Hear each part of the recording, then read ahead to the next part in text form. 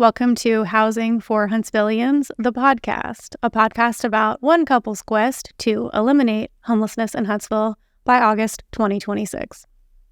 We are good. Okay. Hello, welcome to Housing for Huntsvillians, the podcast. Today I am joined by Remus Bowden. Remus is an activist, progressive, rabble-rouser, someone who goes to protests and just helps advocate for social justice and progress in Huntsville and surrounding areas. Hell yeah. I found out about Remus through Joy Johnson's HSV Progressive podcast. He was on that recently, and just found out that he has worked with Tia and Emma, former guests and current friends of the pod, on Love Huntsville and Vote Huntsville.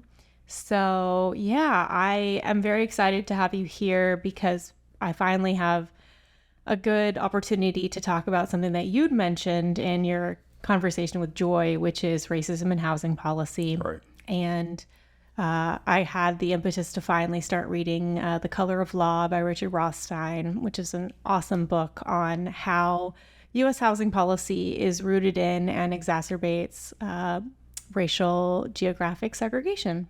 Absolutely. So yeah, thanks so much for coming on. Yeah, absolutely. Thanks for having me, Kathy and Rob. I appreciate it.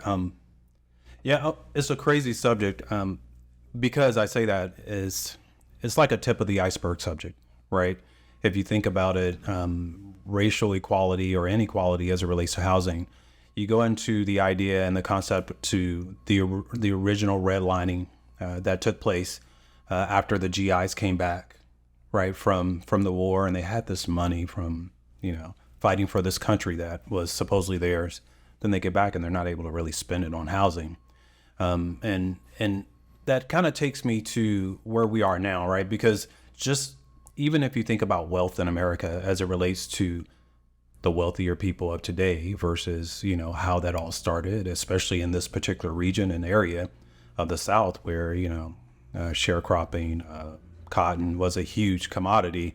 You have historical wealth and generational wealth that has created a gap that is insurmountable, in my opinion.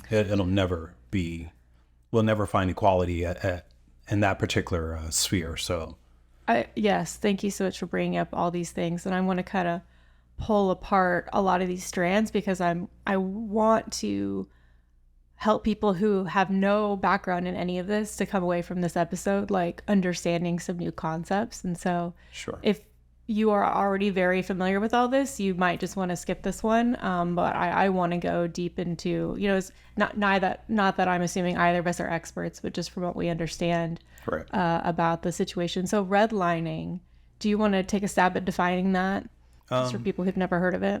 Redlining literally, when it was originally in its inception, was a literal red line that was drawn on a map to distinguish, for more basic terms, the have and the have. But primarily based on race. It wasn't merely race and wealth at the time. It was race and race only. So back then, the redlining was a part of the sectioning of the communities, as well as who was being offered these loans, the rates at which they were getting these loans for. We had veterans who would come back from wars, current military members who would come back from these wars, be it Vietnam, Korean, World War II, and they were given, GI bills and money to pay for housing, government loans. But again, they weren't able to execute on those loans. And if they were subjugated to a particular community where they could only buy, and they were buying at a rate that was ridiculous, which was completely ethical in my opinion. It was so it was in particular, as far as I can tell, the Federal Housing Administration subsidized loans for homeowners as part of an anti-communist plot, right? So they're saying if Americans have own property, then that will make them not like communism. So and I'm sure it didn't hurt that it also enriched home builders and mortgage lenders and realtors. But anyway, so the FHA said, we want to guarantee these loans, but we want to make sure that the loans are, have a high likelihood of being paid back. and it's more complicated than this, but essentially through lots of other government policies at the federal and state and local level, they had determined, and through just straight up racism, that Right. any house that had Black people living nearby was a poor risk. And so that was the red lines on the map of the red areas were where non-whites lived, particularly Black people, and the green areas were where it was entirely white. And I think there was like yellow for like, you know, Caution. yeah, like, I don't know. But anyway, so it's interesting how I think we associate the US with anyone can be anything, and we don't have this hereditary lineage of you can only be what your parents were. Right. And, you know, traditionally, that lineage was both titles and land. Right. Well, in the US, starting with Hoover, we have recreated that situation of intergenerational wealth based on land ownership, Right. but restricted it to white families. And so when you look at the racial wealth gap today, it's, you know, tens of thousands of dollars on average between white families and Black families. And in the United States, the single biggest savings vehicle and wealth generation vehicle for white families is homeownership, is land ownership, which again, Black families have been systematically denied through through explicit government policy. Right. Anyway, so. But I mean, it makes sense though, right? I mean, if you, and my conversations with Joy and to me, I have to be mindful of this particular premise, because for me, this particular premise is the foundation of how all things move in this country, right? And it was who designed and who was this country designed for, right? So if you're able to answer those two questions, then to me, everything else kind of falls along from that tree, right? You have nothing but branches coming from that whole idea.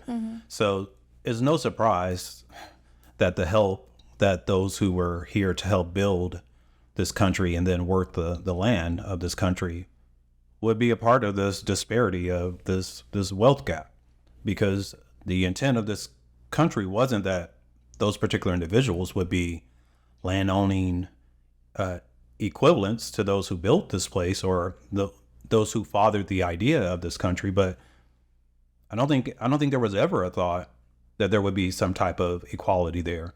I mean, because a lot of the thought process came down from the very top as to who is to be considered our equal. What do we call these people? Like, you know, even just the construct of race as a color. Like, it was just a very broad way of saying you're this and you're that. And, you know, using race as a color and the foundation of this country, just to me, it set the table for everything that we're seeing today and that we've seen, you know, in the past, I don't want to say 400 years, but I'll just say the past 60 years. I mean, the past 50 years. I mean, since 1965, you know what I mean? You don't have to go back too far. 1965 is 10 years prior to my birth. So it's like just 10 years before I was born, people couldn't vote or not without challenge. I'll say that, right? We're still having trouble helping ensure Black Americans can vote. Right. So I think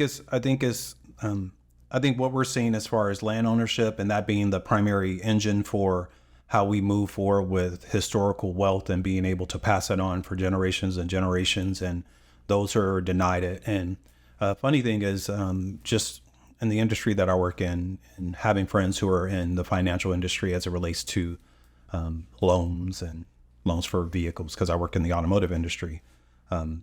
But there is leeway, even in homes like the loans that you get for your home loans. There is leeway, and there is a level of autonomy that's given to those who essentially underwrite these loans as to how and who they decide is who is deemed to be Credit worthy of these loans. Yeah. And I had a conversation when I was buying my house here recently, and I talked to them, and knowing what I know about this, you know, about things, I said, you know, you guys do have some leeway. Like you can update or move and make changes to this. So That whole thing is just to say that, as you mentioned, it's systematic. It's systemic rather. It's systemic, and it's just built into the fabric of this country, how we make our decisions. And I don't think that goes away until those who have inherited, those who are kind of the forefathers of those ideas, who continues to basically profit from those ideas, until that levels out. So Yeah, I think it's difficult to dismantle systems. It's really easy to point to people and say, Right. you're racist, or you're racist. And it's like, where does that get us? We need to Right. look at like, what are the incentives in place?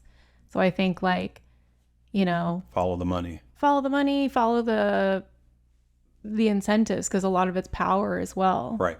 It's like, why? Because I don't think everyone necessarily, in the let's say 20s, when Herbert Hoover is Right. setting up zoning recommendations that were not allowed to be explicitly racist, but were very clearly racist. Exactly. Did all of these city council people necessarily like hate Black people? Well, it doesn't really matter.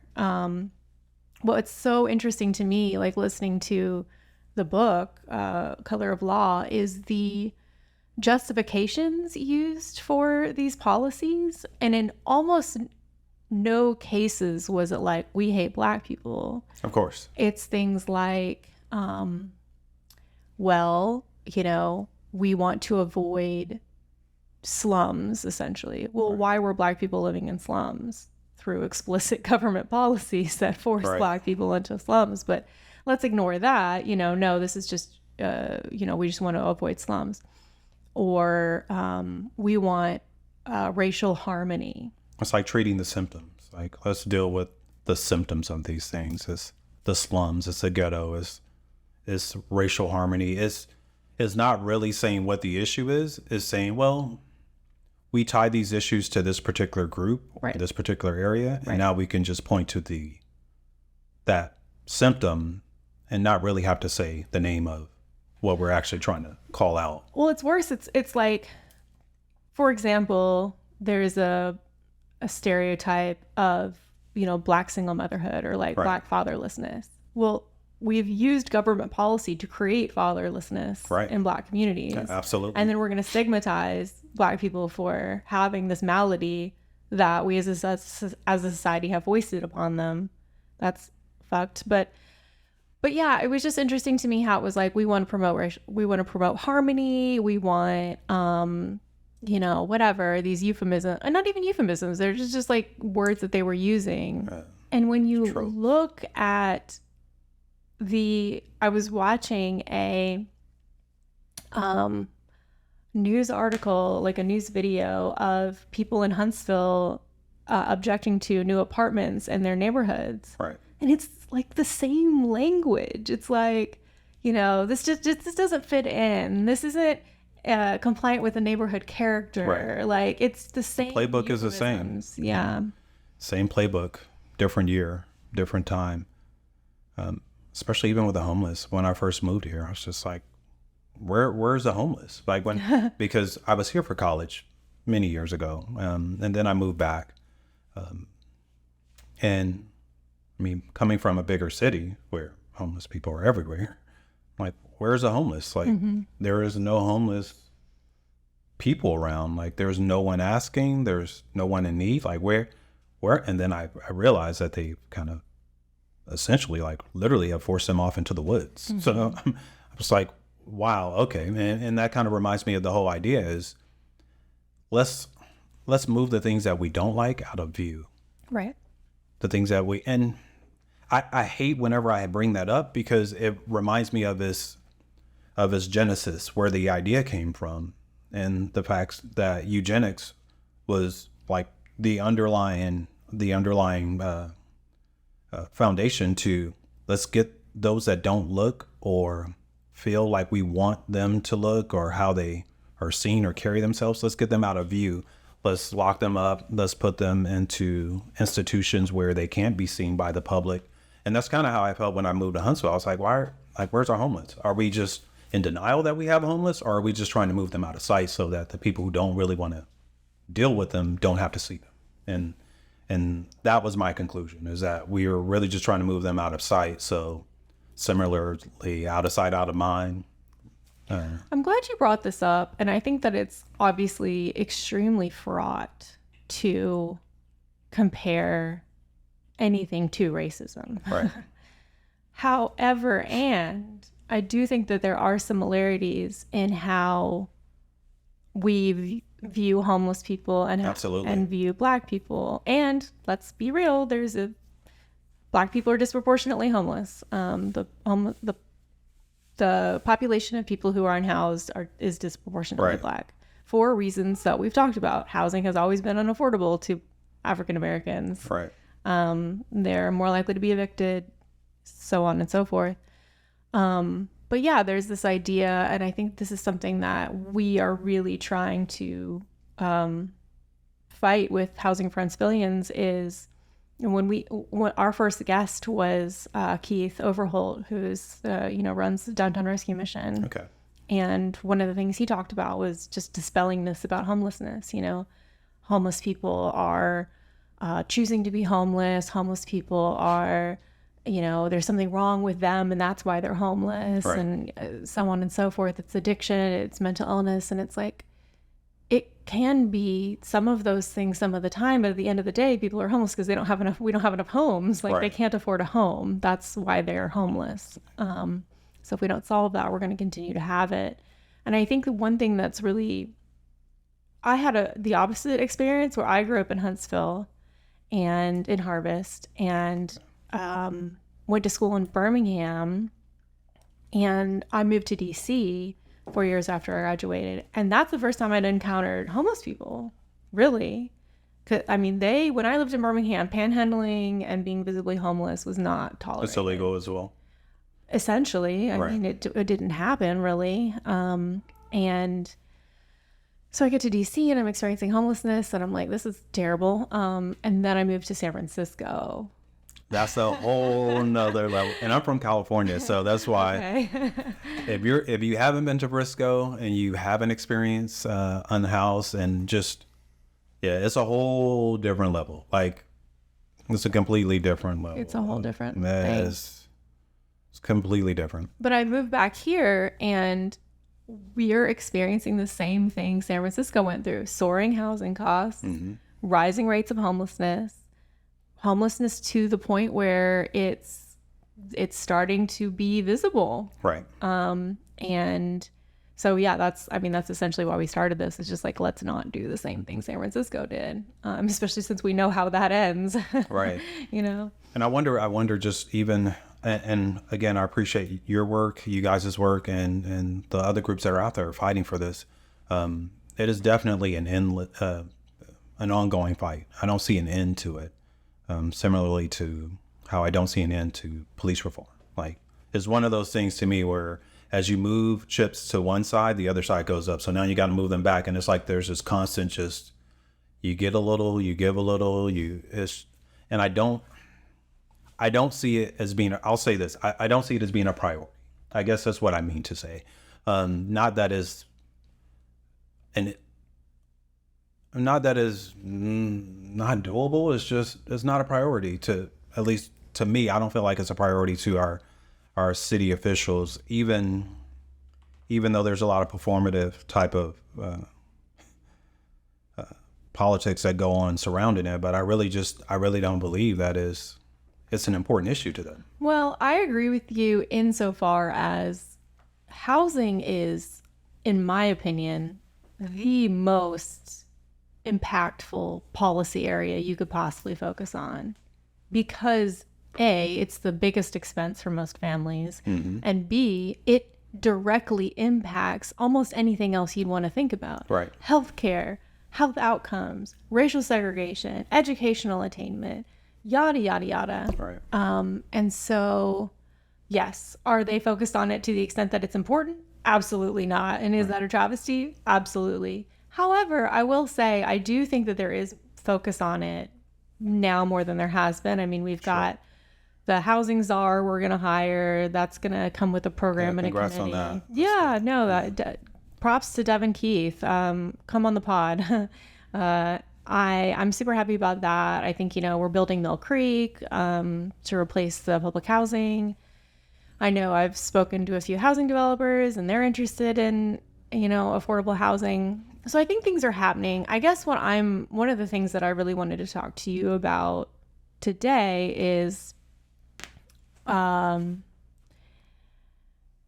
public housing in the U.S. And just to make it clear, well, okay, I don't know. There's so much I want to discuss, but housing in the U.S. has been racist as hell.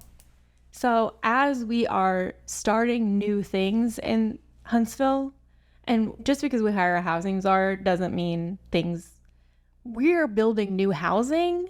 Are we building new house? Are we doing it differently than we've done it before? I don't know. The same.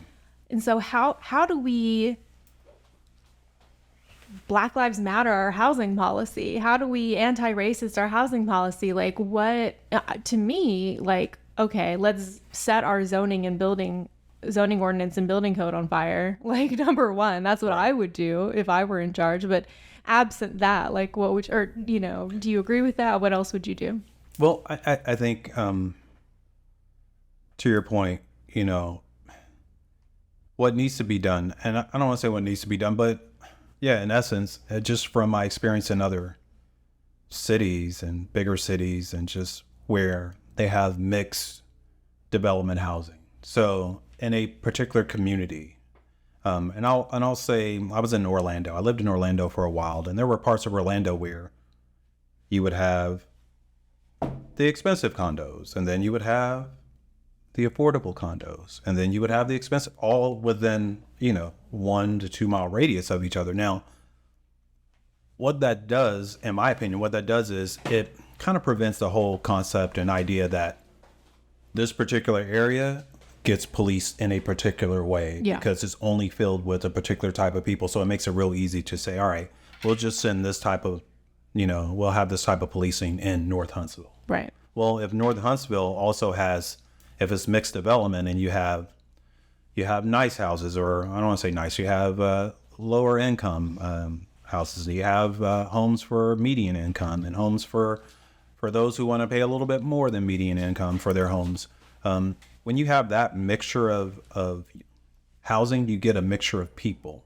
And when you get a mixture of people, then to me, that puts things in a position where you have to now take another look at, all right, how are we policing this area? Because even though we're removing the ban on texting while you drive, we're not just going to focus the concentration in North Huntsville and just lock those people up because we know it's like an easy fix. Like we can easily do what's the other one they do? Sobriety checkpoints. Mm-hmm.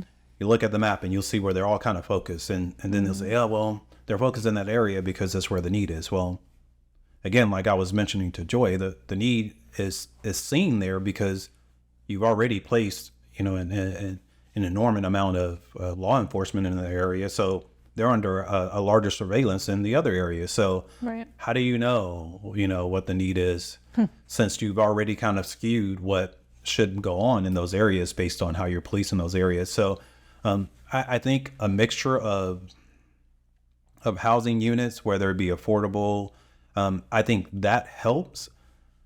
But again, and to your point, housing being as important as it is, I mean, and I'll equate it to racism and such that when I think about racism, I think about it as it relates to a particular group. Now, it doesn't mean, and I've mentioned this before, I believe that white people are subject to the same systemic issues as well. Why? Because you have a black person who has a college degree earning the same amount on average that a high school a white person who graduated from high school. And what that gives you is this, to me, it gives you the equality of, okay, well, that particular person is equal to that person. And to me, overall, it says those without it becomes more of a have and a have not type of issue and not really a color issue. So even if you're poor, it doesn't matter if you're white or black. To me, I think the way the system treats you is exactly the same when you're poor. However, you may have a small of a step up just because if you're non-black, then you don't have the historical issues that are related to your race following you. But this being a capitalist society, it doesn't matter. It's really, where's the money?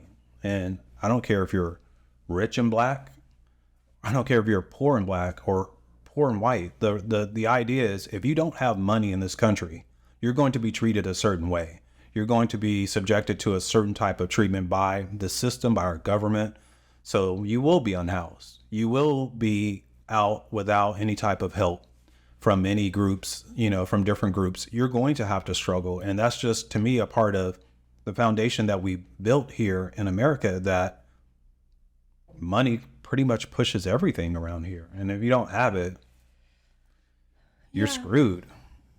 I think I want that to be true, but from what I've read, even when you correct for income in pretty much every arena of American life, from the medical system to education to employment to black people are treated worse at the same level of income and education. Oh, absolutely. Yeah. But that's by design. Again, that's I mean, again, and I always use the analogy. All right, I invite these guys over to help me build my house. I invited these guys over. I hired them, per se, to help me build my house. I don't know them. And when I had them helping me build this house, it wasn't with the fact that I might start housing them or rent out a room to them. I just needed them to build my house. So when they're done building my house, if they have an expectation that they're going to live in my house, they're actually pretty crazy, because that wasn't the idea. That wasn't the agreement. I just brought you here to build my house. So I think that's essentially how I view this thing called America, because we were brought here for a purpose, and that purpose was to help build things and to help crop things and to help make the rich richer in a just a very general sense, right? Through cropping and things over here, or slavery, etc. Why would anyone who looks like me expect that they're then going to just open the door and say, come on in? Like, you've helped build all of this stuff. Here, the door's open now. Come on in and you can help partake in all of the stuff that you build. To me, that's a fallacy. Like, it's so when I hear people saying, hey, pull yourself up by your bootstraps, or, all you got to do is work a little harder, or, like, no, you really don't. It really doesn't matter what you do. If this is my place and I didn't design it for you, it doesn't matter what you do outside of it. You still can't get in. And that's essentially how I view this thing that we're in, and it's cyclical, and it's going to continue to run that way. I personally, I'm a stubborn optimist, but I'm also a realist. And I think in order for certain things, even housing equality to happen, is going to take some huge moves of certain people in certain positions to change that whole thought process as to how things should progress moving forward. And I mean, just being a realist, I think it's a mountain. Like, I really like to believe, but to me, when I look, 58 years into my past, I mean, you're telling me people were just, before after my mom was born, you know what I mean? Like, there's still people who actually have memory of being attacked, trying to vote. And I'm wearing my vote shirt today, but you know what I mean? There's all of these different systems that have set up to hold people in their places and hold them back and put them in areas that they don't want to be in, and not offer them opportunities to get out of these places. And it's not even, I mean, it hadn't even been that long ago. So even though I'm a stubborn optimist, if we're doing this based on like a rate, right? As science and math goes, if we're looking at the rate of growth, or the rate of how this is moving, yeah. Why do you bother? And that would be the question. Now, why do I bother? Why do I continue to advocate? Well, because I grew up in a very impoverished community where, I mean, literally, I was born into poverty, heavy poverty. And I think about how my parents, well, not my parents, my grandparents, because that's who I was primarily grew up with and was raised by, my grandparents. I think about how they viewed the government. Didn't want to deal with, touch, stay away. Like, they're not going to do anything at all. Like, it was just this, the government isn't made for us. Don't bother type of idea. Mentality is what they had. Just the school systems that I was in, just seeing the difference and I think what you don't realize is how different things are until you leave the area that you're in. So it wasn't until I moved to San Diego and started living with my mom at the time that I didn't realize, like, where I was born, Jackson, Mississippi, that was horrible. Like, you know what I mean? You really don't realize it. So what gives me hope and why do I bother is because I don't want them to feel what I grew up and what my family and what I know a lot of families here in Huntsville feel about the police, about the government, that they have no stake in it, that they really can't make any changes to it, that we have to accept whatever is given to us. You can't really speak up. And to me, I just want to crush that whole idea, because even though it's going to take work to get to where you want to be, where I am now, I had to work to get where I want to be. Granted, everyone will have to work to get where they want to be, but these systems that are in place, that makes it harder. There are ways to circumvent that, and there are ways to push through that. And I unfortunately see our neighborhoods and our communities, by our meaning Black communities, it's a cycle. Why aren't there many Black fathers in the family? Well, because if there's too many people in the house, we're not giving you the same level of government aid that we would give you. So either you're gonna have to choose to have this dude who is the father of your kids in the house, or you're gonna have to make a decision between how much money can I reap from the government while I'm trying to figure out my life. And so it's like, if he's not incarcerated, right, or has a criminal record where he can't bring in as much money as you would get from benefits. So I don't want to say it's discouraging. I mean, it gives me more work to do, but I think to me, my main push is to essentially open the eyes of those who have lived in their silo. Like, people ask me, why do you post what you post online? It's like, well, I don't post it for me. And if you understand what I'm posting, it's not for you. It's for those who just don't realize that there is a difference in how people are being treated. And I don't know how much of that I should really believe, but I think there is a reality that there are people who are kind of, in their silo and their blinders are on, and they would be shocked to know what happens in North Huntsville, or they'd be shocked to know what happened to like Steve Perkins, and they just don't know that these things happen. And it's sad. To me, it's sad because, again, when people ask me, racism isn't a Black thing. We didn't create racism to separate ourselves from others. Like, that wasn't something that we created. That was something that was forced upon us, that we essentially was subjected to. So my audience and the people who I push to make aware and bring awareness to are my white counterparts, because I feel like they are in a position to have a greater impact than myself or anyone who looks like me does, because they have the ears of their counterparts. They have the ears of their families and their friends and their network who actually can make a difference. And that's who I was primarily hitting up when I was trying to get these statues down. I wasn't looking for Black people to help me.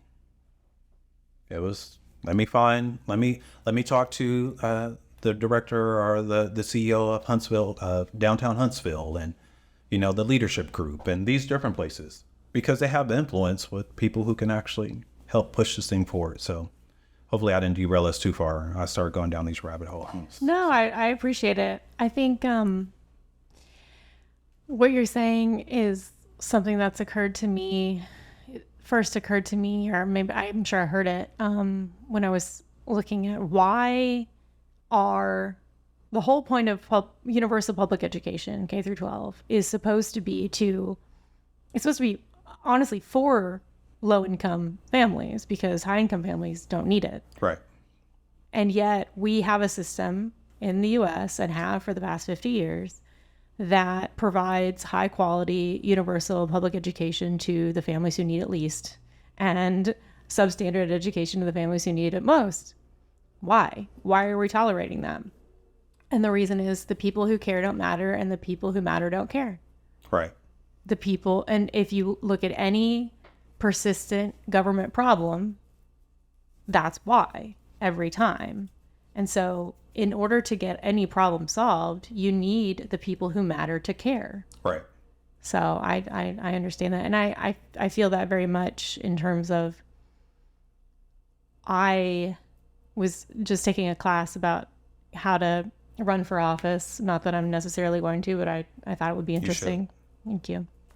And they said, you need to have a thick skin and be used to criticism. And I've been in, I don't know, public commentary for many years now. And it's like, if no one's upset, I'm not doing anything. Right. I'm not trying to create things so that people who agree with me know I'm on their side. That's not the point here. Right. Because for me, I didn't know about a lot of the things I know now. Because how would I have? I did public education in Alabama. I didn't have a lot of people in my life who could educate me.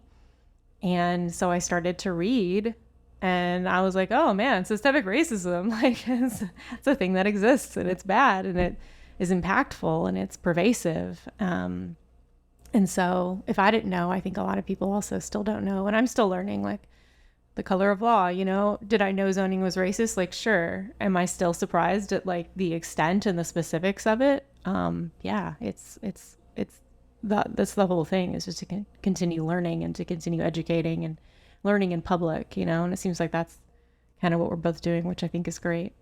What is your like end goal? Like, what, if you were wildly successful, like what do you think is the realistic best case scenario for the US? Or Huntsville, or where? I mean, would be the millennial community, or even the Gen Z community. I think these ideas are ideas that are transcending. They pass and they move and they move and they move, and they're just handed down. And I bring this analogy. This is one of the analogies that I normally use, and it's a potluck, right? At home, I live with my folks. I eat whatever it is they cook me for 18 years, right? However long. I'm out of the house. I'm now doing my own thing. I'm now experiencing different foods from other places. And when I come back home for Thanksgiving or any of these other holidays that we have, what am I bringing back? What am I doing to change? What am I doing to change the color of what's happening at my house, the ideas, the thought process? What am I bringing back to the table? Am I, with all of that I've experienced, all these different foods that I've tasted, am I still coming back and not bringing anything and continuing to eat from the table that my folks have prepared for me? Even as an adult who's experienced so many different things, so many different foods, am I not introducing them to these new foods? And I believe that that is something that we have to do as individuals. Why? Because that's the most intimate setting. Now, if you can't convert the people that are within your reach, if you can't convert those people, or at least be able to have meaningful type of conversations with them, bringing your food to the table, getting your parents, your grandparents, your aunts, your uncles, the generation who's kind of made up their mind already. I don't want to say that their mind is completely made up, because you can teach an old dog new tricks. Like, people are open to learning new things. It's just systemic racism is, to me, is like the wind. You don't see the wind. You just know that it blows because the leaves are moving. Trying to explain that to someone who's very tangible in their thought process is very hard. Why? Because, I mean, I'm poor. I haven't gotten any extra breaks. I mean, I'm living in a house that, it becomes it becomes very hard to really explain those things. And I think it's important that people do read and learn things outside of their home to bring back.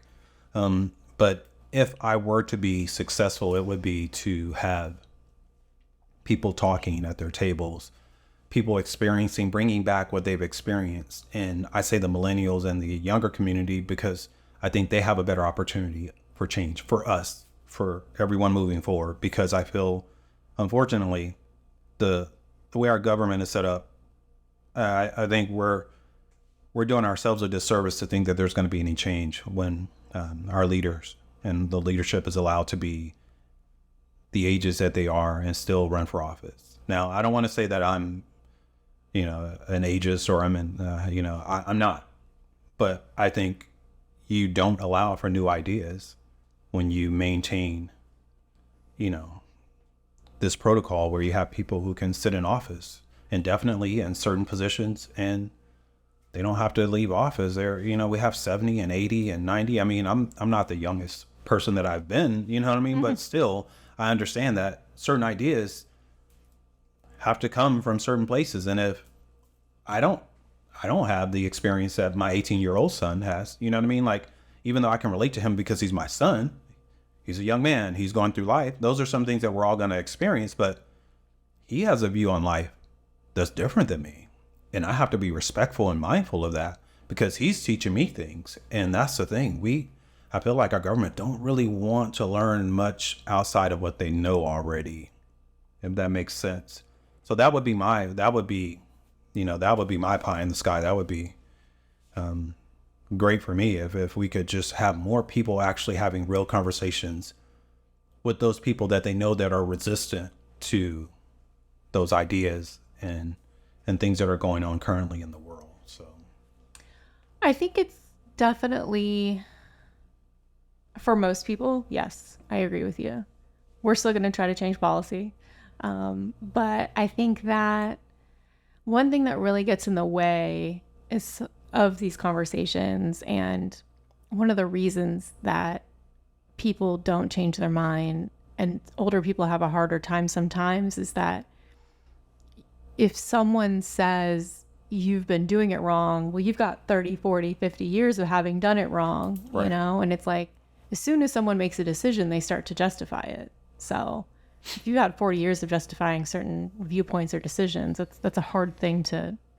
But I think one of the things that gets in the way is, in addition to that, is this whole idea of, racism being like a personality trait or right. a decision, where I think you say it's the wind, I say it's the air we breathe. Right. Like every person who's born in the US, kind of comes in breathing racism. So of course they're going to speak it and think it and feel it.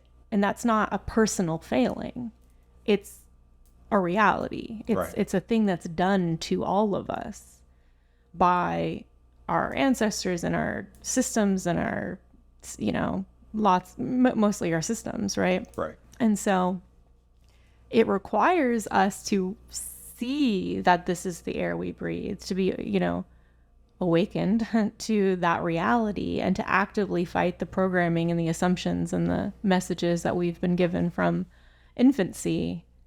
And so calling each other racist is counterproductive, right? And it's much more productive to just call out racism as a system, right. as a set of assumptions, as a default. And so I think that's all really good. And I think that similarly, when we talk about housing policy, for example, it's like, I don't need to cast aspersions on the people who wrote our zoning code. Like, I don't know anything about them. Sure. It doesn't really matter. Like, the reality is it was written in a system that prioritized racial geographic segregation. Right. And that if we let it stand, it will continue to do what it has done for the last 50 years, which is to enforce residential racial segregation, right. And disparate outcomes in terms of health, wellness, education, economic mobility, economic inequality, so on and so forth. So I completely agree. And I guess the more trying to, and again, I agree, racist versus racism, I try and call it racist acts because I don't really know you. But if you're doing something that's racist, you're doing something that's racist. Right. You know what I mean? Like whether it's inadvertently or not, right. it is what it is. And I mean, to me, I stand in a position where if I'm doing something that's wrong or that's, that's essentially not equitable, or even if the words that I'm using. So when I first started speaking at city council, I used the word, and I'm trying to remember who it was. They pulled me to the side after. And I thanked this person, but I said a powwow. Mm-hmm. Now, all throughout my life, I had never heard anyone correct me or even view that phrase as something that shouldn't be said, or that it just kept moving. So when I said it and they said it to me, I said, you know what? Thank you. Mm-hmm. Because I mean, the reality is you can't do better if you don't know better. Right. So I think that's ultimately the gist of this whole process is we have to know better so that we can do better. And that's essentially where each person reach out and touch one person. Like, I think the more that we can talk and speak and communicate about things that we're not overly familiar with, I think the better we're going to be as far as trying to move forward and change our leadership, to change, policies, to change how Huntsville and just how things operate around here. I mean, even trying to get the statue down. And I put myself in a place of empathy for all people. I understood why people didn't want the statue down. I get it. I mean, I just couldn't completely understand why they couldn't see the other side of it. Like, I get it. I completely get it. But, it's one of those things. And are we up against the wall here? We're gonna, probably. I just got a notification, so it's probably wrap it up in a few minutes. But yeah, I did want to talk about one more thing, and this is a little afield, but I am curious. I think I've had the same thing happen to me, and it was similar. Like, in my better moments, I've been appreciative. Right. But I do think that there's like a problem where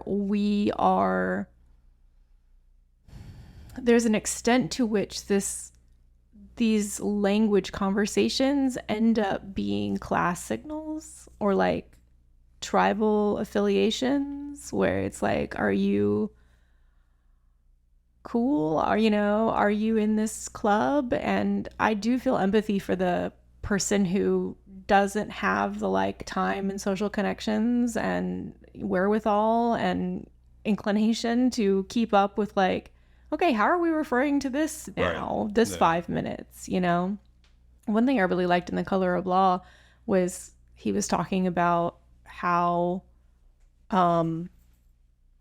we change the word we use for Black often because it will start as a respectful term and then become a term of derision. And so we change the term, but we don't change the fact that we ultimately don't respect Black people. Right. So I'm cognizant of that at the same time. And it's just frustrating to me. I do wish more people would spend more time focusing on policy as opposed to policing each other's language. Right. But anyway, that's just an aside. But even if you focus on policy, if you're focusing on policy and you have those who sit in position, I always go back to, I think it was summer of 2020, and you hear, I don't know, I guess the expectation, and the more, that summer really did a lot for me. I had been protesting years prior. Like I lived in Southern California. I mean, there were riots in '92. And then there was a Rodney King, and there were, and there was all of these different things that you could lift your voice to and lend your voice to, because that was just essentially how days moved in those particular communities. Like, there was always a Steve Perkins, unfortunately, somewhere. You know what I mean? There was always a Crystal Ragland somewhere. You know what I mean? There was always a Dana Fletcher. Like, every year there were a handful of those people. Now, the only difference now is that, there's way more media coverage, and there's just, social media has really made this thing such that everyone can share it. But when I go back and I think about that, there's our leadership, and some of the statements that they were making, it was just like, wow, it's just completely unbelievable. But then it reminded me, like, even though you may be a doctor, or there's doctor associated with your name, even though, I don't know, you may be this person who's well respected within your peer group, it still doesn't mean that you are in a position to, I guess, be the sower of knowledge, like the sower of knowledge, because there's certain things that I just realized, like, there are people, and even though they're holding these political positions, they're not really just they're not only working for their constituents. Their constituents are also these other devices and people and things that are essentially depending on them to make decisions that are going to help, whether it be their development or, things that are other than just the rights of humanity, right? To live life and prosper, to provide housing, to create an equitable environment for the people that live there. It's like, no, there's that part of it. And to me, that is like the public side of it, which is what I saw when I moved back. I was like, oh, Huntsville is the most progressive city in Alabama. And I was like, okay, but if that's the case, like, good grief, how is it outside of Huntsville? You know what I mean? Based on some of the things I was seeing, I was like, okay, sure. So it just reminds me that, these policies that we want to change, is it going to come without votes? Like, we really have to unseat some of these people and put some fresh life in these places where policies are being spoken about or being made, so that we could have some change in this community. And I think that's ultimately, and I think that's why we were banging the door so hard, trying to get so many people to vote. And I remember we really were pushing to get as many people registered to vote, because just looking at the roll and the records of what the normal voting population, it was like people were hardly voting here in Huntsville. It's just the weirdest thing. So I'm hoping that moving forward, we will be able to get some of these policies changed. I didn't really go into the details of the statement and that the city council person made. And I don't want to, just because I don't want to give them any more life. You know what I mean? Like, so I don't want to give life to that. So I was heading there, and I just kind of pivoted. So forgive me, but I am mindful who I, give air to. And there are certain people I just do not want to give them any air, if possible. So. Yes, I think what you said is really on point, that unfortunately our elected representatives are not always necessarily looking at the data about how a policy is going to impact their constituents. And ideally they would be looking at, okay, how does this policy impact our constituents who need our help, who need government help the most?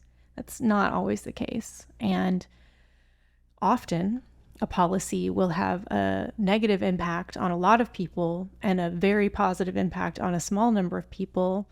And those people show up and they donate and they vote and they write and they make a stink. And when their needs are not met, our electeds pay attention. Right. Which means that the people who are the rest of us and are willing to represent the rest of us have to show up and have to write and have to vote and have to donate and have to make a stink. And I would not encourage anyone to get involved in politics because it's awful, but do vote. And when you vote, please be a one issue voter and have that one issue be housing, because it impacts everything else you could possibly care about. Anyway, on that note, thank you so much, Remus. Where can people find you, help you, join you, support you? Those who are looking for me know where I'm at. But if you are looking for me, I am on IG, Remus, Reemuhs. I'm on Facebook as well. I primarily use my platform to either promote my children or to promote things that are going on that are inequitable that needs, to me, whoever's following me, I want them to see it. So yeah, you can find me on social media, but definitely I'm always looking to donate my time to different groups, which is how I met Jordan and Emma and Tia and all of those folks. And so I'm a continual worker for the community, just always trying to find some way that I can help and be of service. So, Well, thank you. I appreciate you guys for having me on. It was cool. Thanks for coming. Yeah, thanks for being on. Yeah, thanks. All right. We'll see you guys next week. Bye. Thank you for tuning in to Housing for Huntsvillians. This podcast is a project of Huntsville New Liberals. Sign up for our newsletter and RSVP to our monthly happy hour at huntsvillenewliberals.com.